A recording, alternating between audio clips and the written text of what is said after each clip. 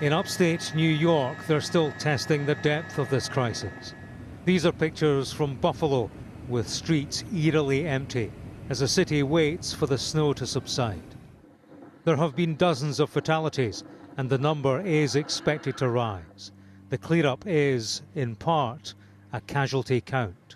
It is painful to find members of your community that are deceased. Those that are deceased actually on streets in our community who were trying to walk out during storm conditions, got disoriented and passed away out in the street. Tens of thousands of people remained without power for yet another day in New York State.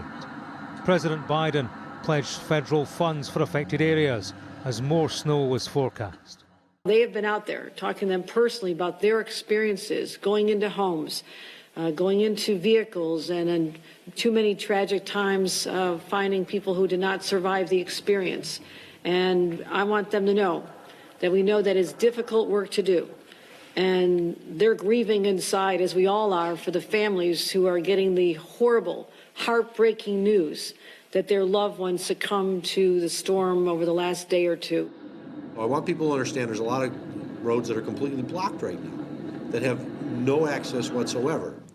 And people are trying to drive on these roads or trying to get into these neighborhoods, and they can't. Please, please, you heard the mayor beg, I'm begging. Stay home. Also do so online. Travel chaos is helping people and beyond. This was the scene at San Diego Airport, where the baggage was going nowhere and neither were passengers.